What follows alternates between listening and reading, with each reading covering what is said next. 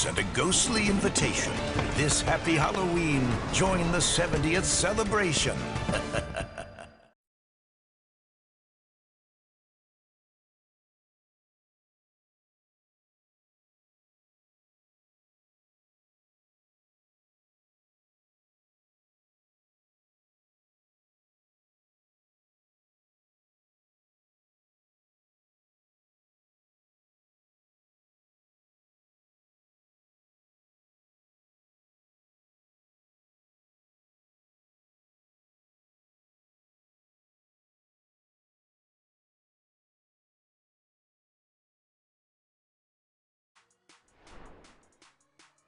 Now at 8, evacuation orders lifted as fire crews gain the upper hand on the Canyon fire. Mike?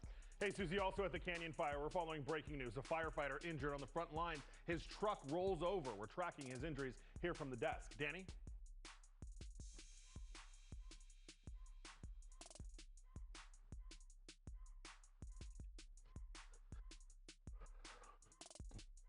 Yeah, I am.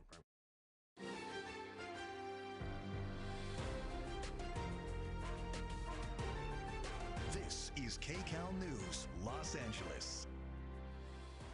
Hi, everyone, and welcome to Kcal News at 8. I'm Susie Sa. We begin tonight with breaking news. Injured on the fire lines, a firefighter airlifted to the hospital after his truck goes down the side of a hill. Kcal News assignment editor Mike Rogers at the desk now with the breaking details for us. Mike? Yeah, Susie, so here's what we've been able to figure out. This is on the Canyon fire. It's just south of Kcal High School, which we told you there was a big focus last night on that area. I want to show you video. Kcal made the trek up 8,000 feet to get this shot for us, and there we see the firefighter and his rolled truck. The truck, a pickup truck that appears to be from Kern County Fire. We know that it rolled about 120 feet down one of those cliffs right there before coming to a rest. It sounds like the firefighter was either able to get out on his own or was easily pulled out by his fellow members there. But you see a large contingency of fire crews tending to him. We do know that he has major injuries at this point. I do have a call out to Kern County Fire to see what they have to say. I haven't heard back from them, but you can kind of see that the truck looks like it may have rolled a couple of times before coming to a rest there. Copter 19 from the LA County Fire, they loaded him up there. We'll show you the trip over to Henry Mayo Hospital. Not a long flight at all in the Valencia area. Here it is landing on the rooftop there. The good news, though, is when we saw the firefighter being taken out, we did see him moving his arms. It does look like he has a splint on his leg, indicating a possible leg injury. Looked like he may have also had some abrasions to his face and some other injuries. So certainly in pain tonight for sure. Luckily, though, we see as he's moving around there, so at least conscious and able to move his arms after that injury, after that crash. So the scene is being held there. It's called an incident within an incident, an IWI, because they were already there on the fire, and now you have a separate incident within that incident. So they're leaving the truck there so investigators can figure out exactly what happened. Safety reps, all the like, will have to come out and do their investigation. Meanwhile, that firefighter at Henry Mayo Hospital tonight. Susie? All right, Mike, thank you so much for that update.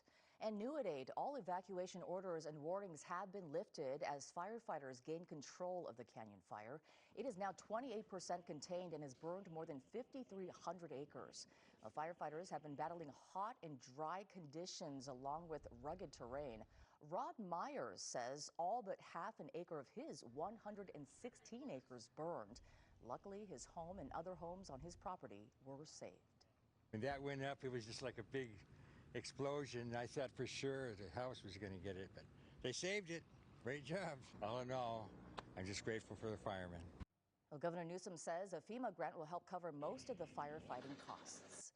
Well, another hot day out there for firefighters. Meteorologist Danny Roberti joins us now with when we can expect some relief. Danny?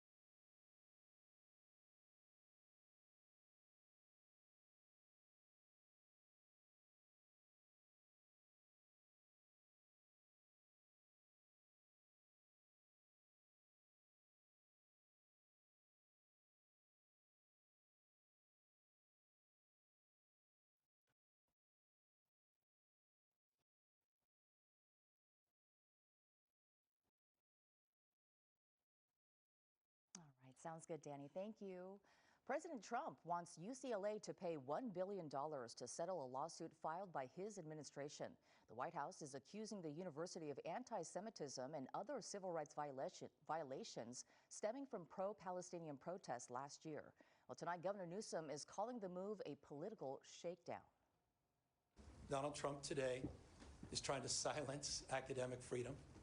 He's attacking one of the most important public institutions in the United States of America, one of the finest institutions of higher learning in the world. He has threatened us through extortion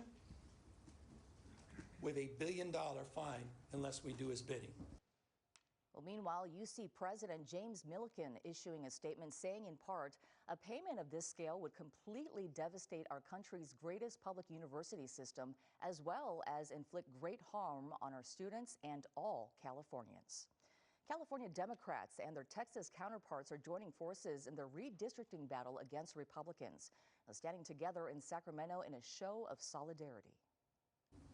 And we will stand firm and we will stand tall. And perhaps the expression today is the expression of unity. We will not let him pave over free and fair elections in our country, starting with what he's trying to do in Texas. Well, President Trump wants Texas Republicans to redraw the state's congressional map to gain more GOP seats. They want a better chance of holding on to their majority in the House in midterm elections. California Democratic leaders vow to fight fire with fire, though. Governor Newsom is spearheading a campaign right now to redraw the maps here tailored to favor Democrats, which could place a measure on the ballot in November. Texas Attorney General says he'll take legal action to get missing Democrats removed from office if they do not get back to work. The roll has been called and a quorum has not been established. And the Texas House failing to meet the minimum number of required members again today with only 95 lawmakers present. House Speaker Dustin Burrows has suspended the direct deposits for Democratic members. While the Constitution forbids us from withholding pay, it does not dictate how we issue the pay. Those checks must now be picked up in person on Capitol grounds, effective immediately. Well, Texas Governor Greg Abbott has ordered the civil arrest of Democratic lawmakers who fled the state. Now, if an arrest is made over the weekend, House members will have 6 hours to return to the Capitol. And this is developing news tonight. A suspected gunman and a police officer dead after officers responded to an active shooter near the adjoining campuses of the CDC and Emory University in Atlanta. Investigators say no civilians are believed to have been injured, but several rounds hit buildings on the CDC's campus. A nearby daycare also on lockdown. Parents say it was terrifying.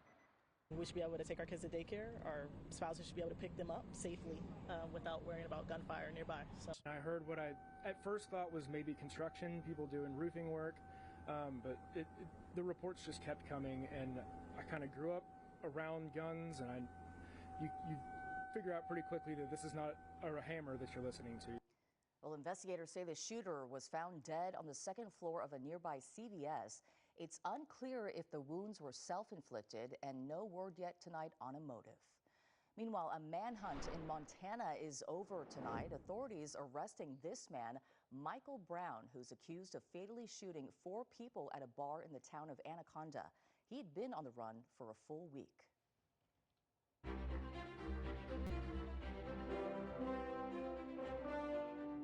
Now, as the war in Ukraine rages on, President Trump says he and Russian President Vladimir Putin will meet in Alaska next week.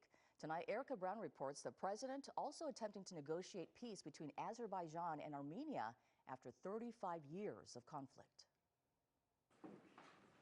The leaders of